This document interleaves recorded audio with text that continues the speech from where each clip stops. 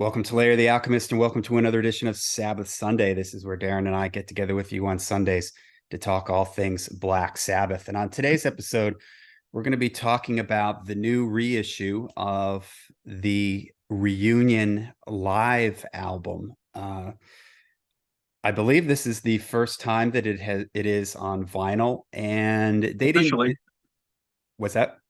officially, yeah. It's been Yeah, bootleg, you know. right. So the first time it's been officially released on vinyl. I don't think there's a CD companion with this, though, is there? It's just been No. just released on vinyl. It is a remaster of the original show. So, yeah, Reunion. What do you think? I don't have it yet. My local record store didn't have a copy of it, or they sold theirs out already. We like to believe that they're all sold out. But Darin does have actually two copies of it. One he's keeping sealed for so he can sell for a couple 10, $20,000 20, 30 years from now, and for his retirement fund. And Yeah, he's got his maybe. open copy. So what do you think, Darin?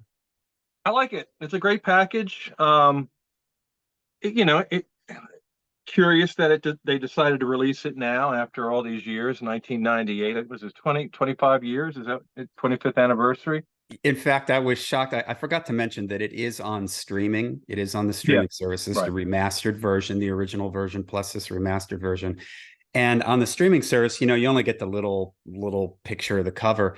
And I was looking, I was going 25. Why does it have 25 written on it? I was like, what is 20? I'm like, oh my God, it's been 25 Yeah, years since this guy. I mean, I was yeah, like, my mind was blown. It's been, think about this, 25 years. That's about the lifespan of the original Black Sabbath from the first yeah. album to when did Forbidden come out? 95, 94, 95. 95. Yeah. So that's the lifespan of the original Black Sabbath I from know. then till now for this reunion record. I can't believe it's been 25 years already. Yeah, leave it to Black Sabbath to make you feel old. Yeah, I remember when it first came out, the CD, and I remember hearing about the reunion album coming out. Well, the two shows at the NEC in Birmingham. Pretty excited about that. Looking forward to the album, the reunion album coming out. Of course, I bought it on CD and was blown away. I mean, it's the original Black Sabbath together again. And I mean, for the most part, there's a little age, in Ozzy's voice. Bill Ward's on drums, and he does his best. He's not as vibrant as he used to be when he was in his 20s, but it's giving it hell. And of course, it's Bill Ward, so I appreciate that. So we do have the original lineup of Black Sabbath, the classic lineup, classic 70s lineup, and it's in a nice package. It's got a different cover than the original CD. We have a crowd, and then we have, I don't know if you can see, we have most people watching this have already seen the album cover, but the back view of Ozzy, Tony, and Geezer. And some people have complained that Bill isn't on the cover, and I mean, I think he kind of is. You're almost looking out as if you're Bill, and Yeah. what you're seeing, that's your vantage point. At first, I wasn't crazy about the cover. I'm kind of a purist when it comes to these reissues and things. I like to have the original art. I like to have the original packaging, if possible. I think sometimes the people that create these things think they're doing the fans a service by redesigning things or using different art. But I like the original. So initially, I was disappointed, but it is there.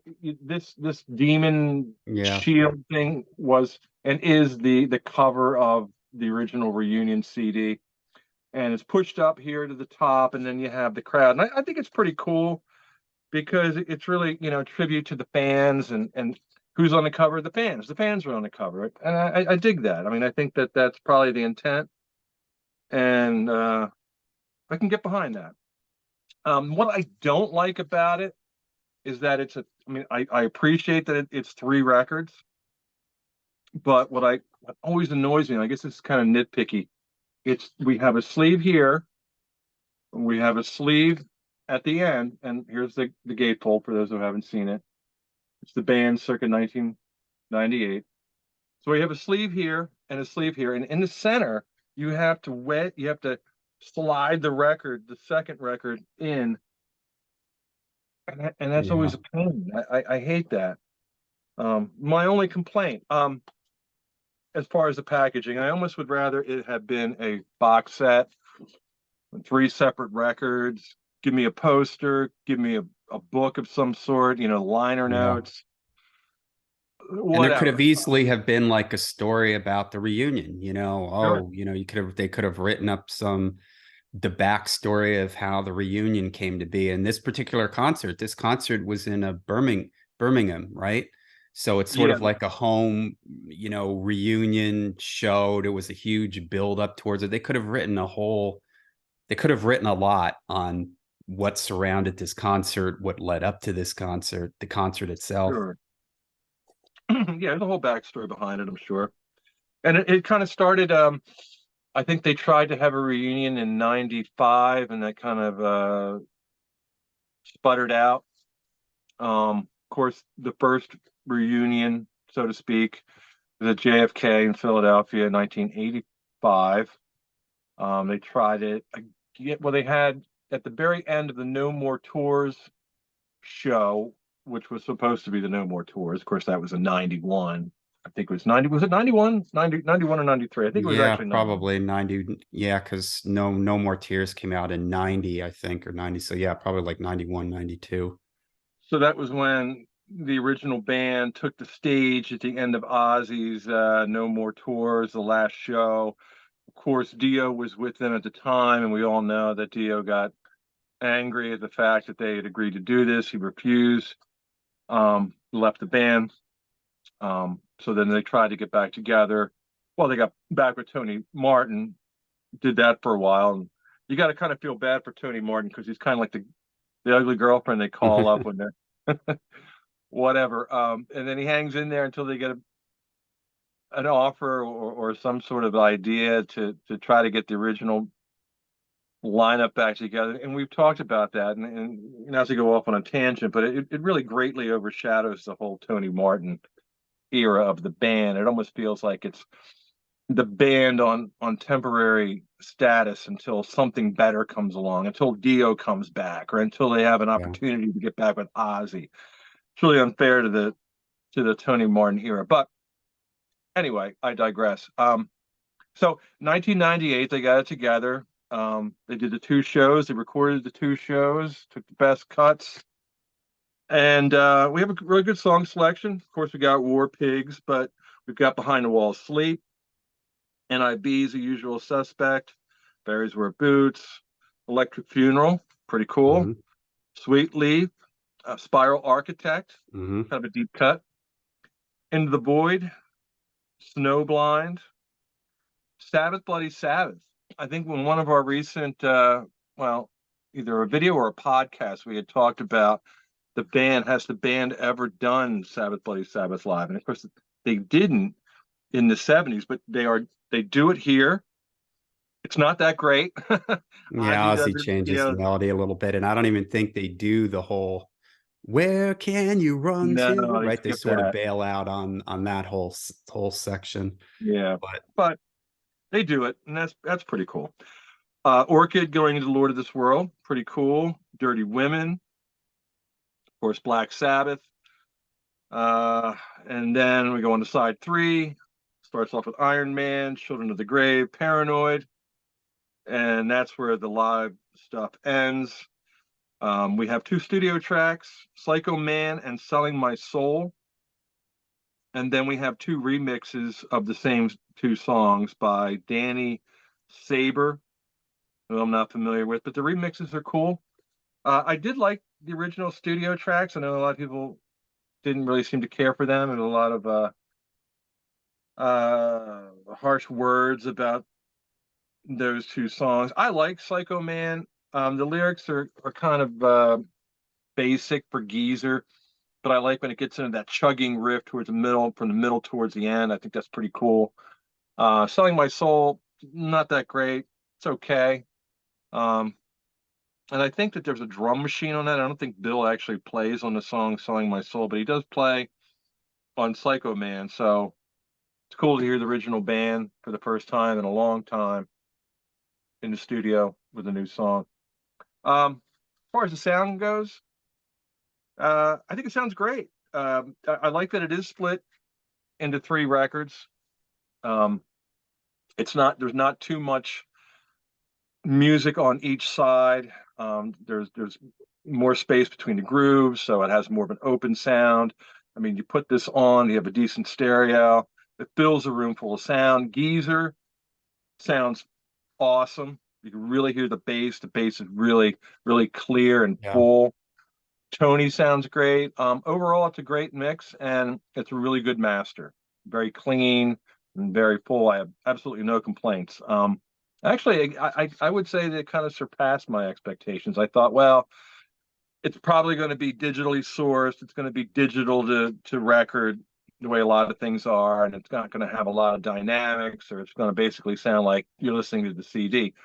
But it doesn't sound like that. It sounds like it much fuller. It has more of an organic sound, and when you put it on, you find that right sweet spot in the volume. It actually, you close your eyes and you kind of actually feel like you're in the crowd, and that's exactly I think what a good live album should do. So I think it's pretty successful. Um, Yeah. a lot of the things have come out. It's like random. Why this and why now? Yeah. But I It's guess kind of surprising they waited as long as they did. Maybe they eventually just thought, let's just put it out on the 25th anniversary. It did bring back a lot of memories for me. I mean, I listened to it on the streaming a bunch of times, and I do think it is a really good remaster. Geezer's bass is clearer. Uh, but I hadn't really listened to this album in a while, and it kind of really took me back to 98. And got to remember a bunch of what a different world 98 was 25 years ago, right? We're just coming out of grunge. Grunge is running on fumes at this point. And the floodgates are starting to open now for the resurgence in classic metal. Okay. And I really think Sabbath is the first domino, Ozzy getting back with Sabbath and them going back out on the road. Following suit, not too long after that, Bruce would come back to Maiden and Halford would come back to Priest. And now you've got the whole thing is, I remember right around this time, VH1 starts running those behind the musics for Poison and all these different. And so this whole like thing of traditional metal, 80s traditional metal starts really after being kind of somewhat dormant, at least in the States during the grunge years. It's starting to come back. And I just remember this album and Sabbath getting back together with Ozzy, being really excited about it. The other thing that it's crazy to think 25 years ago, I mean, the internet was out, but this was before YouTube. This was before Napster. This was, I think eBay was around at that point, but eBay was probably in its infancy. So in other words, you didn't have, at least I personally didn't have access to a lot of Sabbath bootlegs. I had a couple that I had bought at record shows and stuff like that. So it was pretty cool to get this live album. There were enough at the time, these felt like this was a really good set list for its time because stuff like Spiral Architect, Sweet Leaf, Electric Funeral, even Behind the Wall of Sleep to a certain degree, Sabbath Bloody Sabbath, Lord of This World, uh even Dirty Women, these were all ones that had gotten various amounts of play and some barely any play at all. So it felt like it was a pretty well-rounded set list, plus the songs that you would expect, like Iron Man, Paranoid, and all that stuff. And I remember it felt like and it feels like a live record. The crowd is there. You can kind of feel that it's a hometown show. I should have looked up the history on it. I don't know if this is probably the first time they're playing their hometown in this phase of the band, Yeah. this proper Yeah. reunion. So there's a lot of energy. I know there's that one little in between songs early in the set when sounds like some guy runs up on Yeah. stage and he's like, Ozzy Sabbath, they're the greatest, Yeah. and you could just feel the That's excitement in awesome, the man. crowd, and the Yeah. band has a ton, and it sort of reminded me of how good they sounded back then, Mhm. and Ozzy actually sounds live here. Usually Yeah. Ozzy in live album situations, I put the live in quotes, he almost Yeah. always goes back into the studio and he redoes the vocals. He double tracks his vocals. Just listen to Speak Yeah. of the Devil. But in this case, it sounds live. The band sounds live. There's a lot of they have a lot of energy. It's just really exciting. The crowd seems to be really into it. So I just remember at that time, I was really excited about it. I think this was before I knew you, and I was trying to remember who the drummer friend of mine was, and I remember I was people being nervous about Bill Ward. Like, is Bill Ward going to be able to cut it at all? I remember thinking like, oh, he might just be back there barely hanging on, tapping away. And it might not be Bill Ward circa 1972, but he's still playing with a lot of energy. And the band in general Yeah. has a lot of energy. And again, before the days of YouTube and Napster and all that stuff, you were hearing about them doing shows, but you had no idea. There was no way to hear what they sounded like. There's no YouTube to hear every single, somebody with their cell phone up in the air Yeah. recording every single show. So it was pretty exciting. The originals that are on here, Psycho Man and Selling My Soul, they're okay. They're a little bit of a disappointment. Little editor's note. You had mentioned, according to Wikipedia, they're credited to Iommi and Osborne, both those songs. So maybe that explains sort of the slightly boring lyrics that Geezer may not have been involved in this. But revisiting it on this remaster, the remix of those two songs I think is really interesting because there's all these strings and keyboards and stuff that weren't in the original at all, or so far buried in the back you couldn't hear them. So it kind of gives those songs a little bit of a new life. And listening to those songs for the first time in ages, I don't think they're not the greatest Black Sabbath songs. They're pretty mediocre Black Sabbath songs, but it kind of made me think that, I wish that Iommi and Ozzy would just get together and do something outside of the name Black Sabbath. If you just kind of take it as an Iommi Ozzy thing, they're not bad. It actually is kind of interesting. And it makes me wish that the two of them can maybe, and they did it on Station number 9. yeah, Patient Number 9, even though I think one of those two songs they worked on, I don't think Iommi had a writing credit on that, but it's still interesting hearing Iommi riffs with Ozzy's vocals in them. It's pretty cool, even if it would be neat if they did that. Don't call it Black Sabbath, call it Iommi Osborne if you want, or whatever, and just the two of them working together, I think it'd be a really cool thing. So it is sort of in, and again, taking you back 25 years, hearing two songs with, at that time, I don't think I realized that, Geezer wasn't involved in the writing. I think I was able to tell it was a drum machine. I remember being disappointed in that, thinking like, the drums aren't very exciting on these. Now we know that it was a drum machine on one of them. That would explain it. But that was pretty exciting too. It was kind of like, hey, here's the first piece. This was the first piece of new music under the title of Black Sabbath since Forbidden, and the first time with Ozzy since Never Say Die. So that added a level of excitement to the whole thing too. So Yeah, definitely.